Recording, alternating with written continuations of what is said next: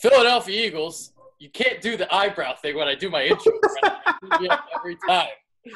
Philadelphia Eagles don't have a lot of holes to fill when it comes to the NFL draft, but they might take the best player available. And that best player available might just be Will Hernandez. Thanks a lot, Brennan, for screwing me up, but that's okay. We're just going to keep it rolling here on the Bitter Birds. We'll lock in, get the game face on. So, Will Hernandez, honestly, guys, I am a massive fan of 3 guards in this draft. Obviously, everyone knows about Nelson. Isaiah Wynn gets a lot of pub because he played in the national championship. But Will Hernandez, to me, guys, I think he absolutely has the opportunity to be an all-pro level offensive lineman in the NFL. This might not be a popular take for Eagles fans, but if Will Hernandez is there at 32, I want him. And he's a beast. Yeah, I mean, the way I look at it is in the NFL, if you can't block them, you can't beat them. So, for me, I'm all about uploading on the trenches here. And you guess what? You're picking at 32. You're going to get the best player available. Now, I'm sure a lot of people are saying, well, if Will Hernandez is there and, Van Der Esch and other guys are gone, we'll trade down. Well, that's all well and good, but if you don't know what trade offers are on the table, it might not be worth it. So I'm with you, Adrian. I'm a big fan of Will Hernandez's game. Yeah, and we're going to see it with the tape. You guys are going to understand why. All right, so when I watched him, I didn't see much bad.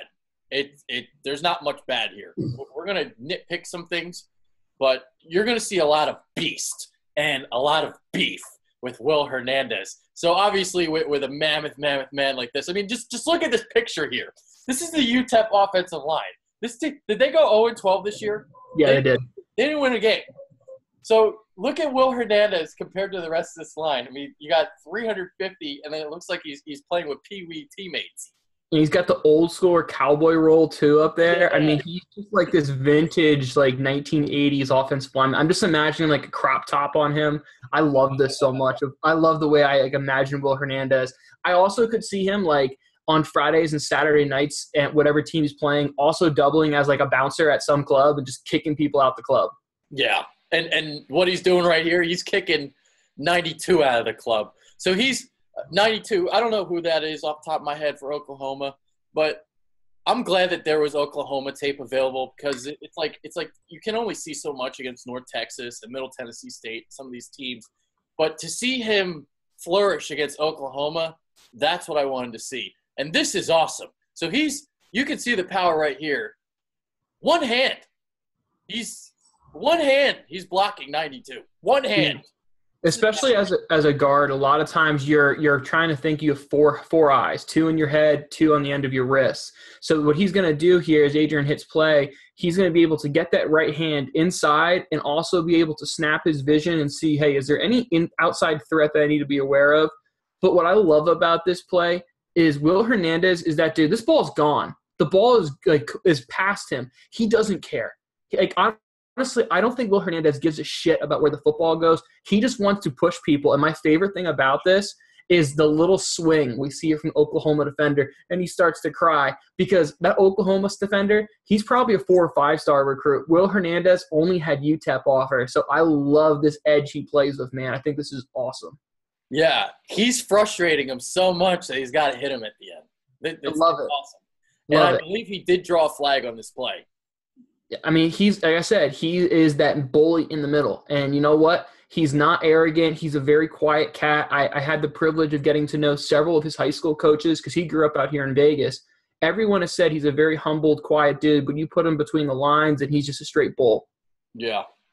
All right, so next thing we're going to look at, he starts on a double team, and then he picks up the defensive tackle attempting to shoot the gap. And that's what we're going to see next after 92 takes another swing at him. Boom. First of all, why are you swinging at a face mask? That's how you break your hand. I've always said the dumbest fights in all of sports are football fights. Yeah. But look at this play here. What are you seeing? Just great athletic movement to be able to just wash guys down the line. Down blocks aren't necessarily something that I give a lot of credit for here. But his ability to move down the line and then just be able to bury people, you can't even see the guy that Will Hernandez is blocking because he just completely washed him out of the screen. Yeah.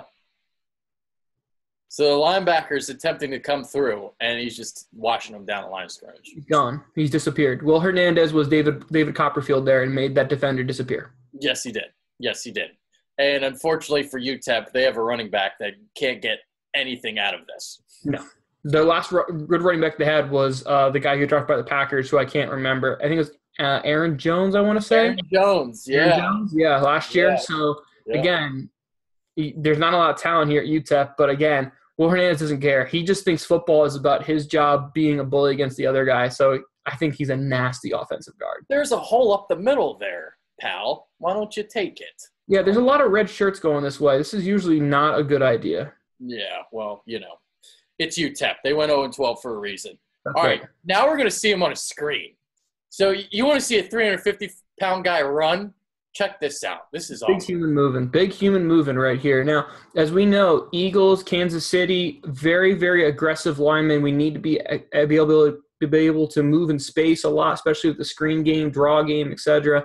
Will Hernandez, look, he's not Michael Vick out there, okay? But he gets it done because he's a great athlete. And I love about this is, again, he's finishing this block, right? He is looking to finish the block. He's going to play through the echo of the whistle. He's running his feet really well here. Good hand placement. Everything about this is very, very good look for a guy who is a large human being. Look how fast he's moving. This is called momentum. Wow. That's not even fair. Awesome. Yeah, for real. So we're going to look at it one more time. And then we're going to see him seal for his running back. Let's see if he does the right thing, this running back, this time. Not terrible by the back, but more importantly, let's look at Will Hernandez's ability. Will Hernandez is going to double down, then come up and be able to use that offhand to take away 14. Boom. We can see Will Hernandez pretty much right there on the hash. He's able to help with the nose tackle and then be able to go up and get the backer. And what you guys have to keep in mind here is this backer's right arm is free. So in theory, this backer should be able to make this tackle. However, Will Hernandez is so much more physical than him that this defender has no chance to be able to use that right arm free and make a tackle. All right, next thing we're going to look at. He gets beat initially, right across his face. But then he recovers really, really quickly, and that's pretty impressive considering this is Oklahoma again. So talk about what's happening here. Golden rule in pass protection is never crossing your feet. You never want to cross your feet. It's very similar to basketball. You cross your feet, you're off balance, easy to fall over. Keep an eye on 7'6"'s feet here, okay? Okay, he loses across his face. Guess what? It's going to happen. Now watch this. Step slide, gets even with him, and now stonewalls him, drops anchor, and all of a sudden he's not beat anymore. Yeah, he loses across his feet or across his face, but does a really good job of step sliding, not getting too much depth, dropping anchor, and all of a sudden this loss he had looks like he did his job. Yeah. And again, it's so impressive because he's like 350 and the quick and swiftness of his feet here to be able to just recover that easily. He made this look easy. Yeah, I mean, his recovery ability looks really good there. Of course, if you're going to be a negative guy, and it's totally fair, you're going to say, well, you go in the NFL, that small distance, that could be the difference between, Fletcher Cox, a guy like him, getting across his face and being sacked. Absolutely true. But you know what? Will Hernandez isn't Quentin Nelson, so he's not going to be perfect at everything. That's why he's a guy who's probably going to go 20 to 32 in the draft. Yeah. All right. We're going to see some pass protection here and a knee bend. Some good knee bend. Get into it, Brendan. Yeah, when we talk about Z's in the knees is really important because if you think about like boxers, for example, typically the punch that knocks a lot of guys out is the uppercut. Why? Because you have good bend in your knees and you're bringing power up through. Going to be a really good example here of Will Hernandez having good bend in his knees, being able to wash down this defender. It's a really, really important example coming up. Yeah, I don't know if this was the play or not. I think I screwed up here, but that's okay. Not the right one, but you can see a good example here of him moving in space. Now, if I'm being negative, what I don't love about him is sometimes when he's in space, he's not doing as much bending and popping right before his collision. What you're going to see here in this example, Hernandez is a little bit tall, not much bend in his knees. He's pretty much just going right at up top. He's physically strong enough to block guys with just his upper body. That's the good news. Bad news in the NFL, that's not always going to be the case. So in this clip here, what I don't love, not enough bend in his knees right before. Again, think about that boxer. Right before he throws the uppercut, what's he do? He crouches down to get as much power from his toes, and he brings it up. It's the same thing when you're blocking on the second level. All right, this is the knee bend. This is it right here. This is the knee bend here. You can see here in those knees here right in the bottom of our screen, big 7'6", showing really good knee bend here. He's playing left guard. Nice thing I really liked about him, he played left and right guard in college. There you go. All right, so the clip that we showed before, that was going to be our first little weakness clip that we're going to look at. So just wanted to see a little bit more knee bend and hip hop. And what do you mean by hip hop? When hip hop. Absolutely. So when you think about hip hop, you're thinking about really like, if you imagine a double uppercut, that's really what blocking is, especially when you're in the second level. It's about kind of crouching down and popping right up. It's all explosions. If it's the bend in the knee, it's the bend in the hips to get that good power, and then we're coming straight up with really violent hands all the way through the defender.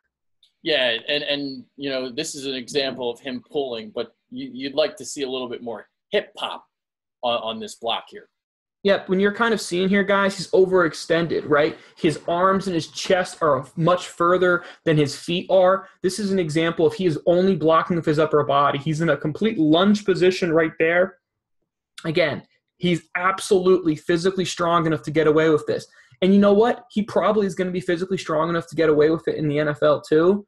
But I'm all about fundamentals. I think that's the most important thing. That's why we do this film study. You want to make sure your feet are a little more underneath you, so you're a little more violent when it comes time to throw those hands versus you just being the guy who's pushing in a road grader. Yeah, I was about to make that point as we see kind of another example of this here on the pull. When you're playing Middle Tennessee, when you're playing North Texas, and you're playing these teams in Conference USA, yes, of course, you can get away with it. But in the NFL, maybe get with a better offensive line coach, some better coaching that can refine that technique. I think you can definitely work with that. Absolutely. You know, here's the other thing we got to say. UTEP, with all due respect, if an offensive line coach was any good at UTEP, he wouldn't be coaching at UTEP. I'm not trying to be rude here, but, you know, the coaching and the level of talent and coaching around him is much lower. It's nothing against UTEP. It's just against the fact that, hey, you know what? UTEP's not paying those coaches as much as Texas. So those best coaches aren't necessarily at these type of programs typically. There you go. All right, so we're going to look at one more clip. A little bit too tall here in pass protection. So you talk about the knee bend earlier. Not as much knee bend in this. Yeah, again, he has a bit of a bad tendencies of just being an upper body blocker. What you're going to see here, he's pretty much going to stand straight up.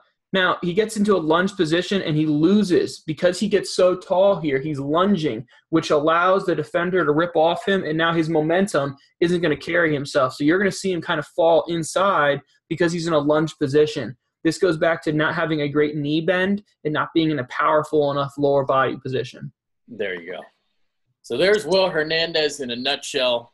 You can see why he's a beast and why he's going to be one of the top 3 guards taken in the NFL draft.